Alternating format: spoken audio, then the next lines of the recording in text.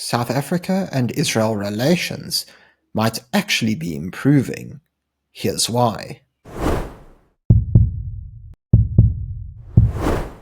It's no secret that the South African government, and specifically the ANC, has been especially hostile towards Israel in recent times, especially since the outbreak of war on October the 7th, 2023. But while it appears that South Africa continues to gravitate towards Iran and its allies and away from Israel and the West, it seems that we could be heading towards a pivotal turning point where all of that changes. But before we proceed, could I please remind you to subscribe to the channel? It's completely free, and all you have to do is click on the subscribe button in the bottom left corner of this video. Now let's begin. So what actually got me thinking about this possibility and started my research is this press release from the Freedom Front Plus, where they call for diplomatic ties between South Africa and Israel to be re-established. So, as we can see from the press release, they explain it is time for South Africa to demonstrate its sincere commitment to facilitating lasting peace in the Middle East, which can only be achieved through normalizing diplomatic relations with Israel. But beyond the Middle East, the FF Plus also points out how South Africa's relations with the US has deteriorated. So, right here, they explain last year the United States sharply criticized South Africa for, amongst other things, its decision to bring Israel before the International Criminal Court on charges of allegedly committing genocide in Gaza. Apart from the ICC, they also went to the ICJ. The main difference here is that at the ICC, you look to charge individuals, and so Israeli Prime Minister Benjamin Netanyahu, as well as the defense minister at the time, Yoav Gallant, were charged. At the ICJ, they took the country to the court. That's the main difference. And so the FF Plus concludes by explaining that if South Africa were to re-establish diplomatic ties with Israel, it would send a positive message to the US, which is critical at this stage of its negotiations to normalize trade relations between the two countries. So I previously uploaded a video talking about how South Africa was looking for a trade deal with the US, the link to which is right above if you'd like to check that out. And in the video, I explained how the Trade Minister, Parks Tau, was expressing optimism that a deal could be reached in the next few days. However, as I explained in the video, if South Africa is not going to change its stance, no trade deal will be reached. And so far, I've been proven correct. Now, the FF Plus's message is incredibly relevant if we take a look at what the new US ambassador to South Africa had to say. So US Ambassador to South Africa, Brent Bozell, has explained that his priorities are going to be to not only get South Africa to shy away from the likes of Russia, China, and Iran, but also to back off of the ICJ case against Israel. So if we take a look at what he explained in particular, Bozell stated, "I would press South Africa to end proceedings against Israel before the International Court of Justice." And he added that he'd also urge Pretoria to pressure the International Criminal Court prosecutor to discontinue this lawfare, which is bellied by Israel's support for the ceasefire in Gaza and commitment to the rules of war throughout the conflict. So at the time of recording, the ceasefire remains intact following the hostage deal whereby Israeli hostages were returned to Israel after being in Hamas captivity, and in exchange, Israel agreed to free Palestinian prisoners. So at the moment, those terms are holding up. But while US pressure is certainly something to think about, there's actually pressure from within South Africa that seems to be turning the tide. So during the recent GNU retreat, the members of the GNU decided to come together and iron out their differences. If you'd like to see a little bit more about what went down, please click on the link above to my video on the subject. But what was particularly interesting is that they took a moment to discuss foreign policy. So, as DA leader John Steenhuisen explained, so there's an agreement that we will have a session on national interest like we did with the Lekgotla on the economy. meaning that ultimately what he's looking to do is to bring together the leaders of the GNU and reestablish a unified foreign policy stance. Because to date, it's really been the ANC who has been overlooking international relations exclusively. What's particularly interesting is that one of the main points of pressure is the ICJ case. So the DA has also criticized the then ANC government's referral of Israel to the International Court of Justice in 2023 for alleged genocide in Gaza and has rebuked it for its close ties with Iran.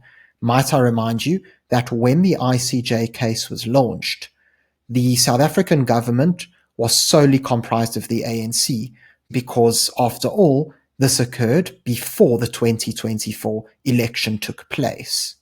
So all of a sudden, we see how the main GNU partner of the ANC, the DA, is receptive towards re-establishing ties with Israel and backing off of the ICJ case. The DA also seems to be wanting to put pressure on the ANC to back off of these relationships with the likes of Iran and rather restore ties with the West in the name of ensuring that South Africa has access to the most trade opportunities possible. Now, the DA is not alone in its endeavor. The other key GNU partners, such as the IFP, the Freedom Front Plus, as we saw, and the Patriotic Alliance, are receptive to restoring ties with Israel as well. So here we have an article from the South African Jewish Report, where it's explained that the DA and some of its natural allies voted against the government's decision to downgrade the embassy in Israel following the October 7th attacks. So as we can see in this article, the DA, as well as the ACDP, the Inkatha Freedom Party, and the Freedom Front Plus, all voted to oppose the move. And so these parties truly reiterated their stance that they've had since the beginning, which is that of a two-state solution, whereby you remain open to keeping ties with both Israel and the Palestinian side. Of course, one party who was excluded from this was the Patriotic Alliance, who hadn't been in Parliament yet, but certainly is in Parliament now, and their voice is huge. So the Patriotic Alliance is without a doubt the most pro-Israel party in South Africa, aside from the likes of the Freedom Front Plus and the ACDP. So Gayton McKenzie, the leader of the PA, has insisted on multiple occasions that there is no genocide in Gaza.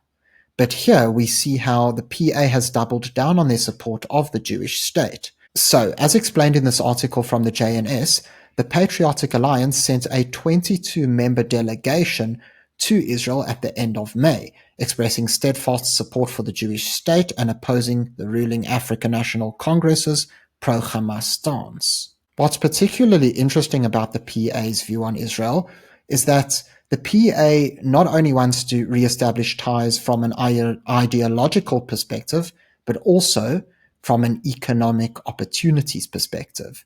So here we see that Gayton McKenzie, the leader of the PA, who serves as Minister of Sports, Arts and Culture, visited Israel back in 2023. And at the time, he instructed his party leadership to investigate how Israeli innovation and high tech could help South Africa in fields such as water technology and fighting unemployment. By looking at all of this evidence, we see how the GNU is very split in its approach to Israel. While the ANC remains hostile, its main partners in the GNU do not. And so this is clearly a fierce point of contention for the coalition. While there are certain parties such as Rise Mzansi and Al-Jama who side with the ANC on the matter, those parties are incredibly small and have very little influence over the GNU. After all, they only have less than 1% of the vote. The Good Party is another such example. But what's really interesting is that even if the GNU doesn't ultimately decide to restore ties with Israel, the political trends are certainly going against the likes of the ANC and other anti-Israel parties. So in a previous video, I explained how the political left in South Africa really seems to be on a constant decline. And if we take a look at who supports Israel and who's more sympathetic towards the Palestinians in South Africa, there's a massively stark contrast. So, the parties who are naturally on the left and aligned with the ANC, namely the EFF and MK, have adopted an anti-Israel stance, whereas those parties who are more receptive to Israel are generally those in the center and the center-right, such as the DA, the ACDP, Patriotic Alliance, Freedom Front Plus, and IFP, among others. So what's really interesting is that if we take a look at voting trends from 1994 until now, we see that the parties who generally align with the ANC's view are really losing support at a rapid rate. So, if we take a look at the percentage of the vote that the leftist parties have gotten since 1994, we see that excluding 1994, these parties have been losing support on an almost consistent basis. In 2024, they had only about 64.28% of the vote. And while this is still, of course, a majority, it's the smallest majority in years. But what really shows us the true decline of leftist politics in South Africa is when we measure the support for leftist parties next to the entire registered voting population. So when we take a look at the number of registered voters in South Africa, and we see how many of them are actually showing up to support leftist parties, the proportion of them are falling dramatically. Take, for example, 1999, where you had 61.35% of all registered voters supporting parties on the left. Well, this number has crashed, and we saw that in 2024, only 36.67% of all registered voters in the country voted for the ANC, the EFF, and MK. And unfortunately, it seems that it's a situation where, although most South Africans are starting to abandon such extreme ideologies, many of them are opting to rather not vote than vote for a party in the opposition. And so if those parties who are centrist and leaning towards the right can convince registered voters who didn't vote last time to vote for them in the future, this can greatly change the political landscape. But what do you think? Do you reckon that we could be seeing a change in Israel-South Africa relations? Or do you think that this open hostility will continue for the foreseeable future? Sound off in the comment section below. Also, if you enjoyed this video, please remember to subscribe to the channel for more content. Until next time, I'm Matthew Cohen, and this is the Power Pod.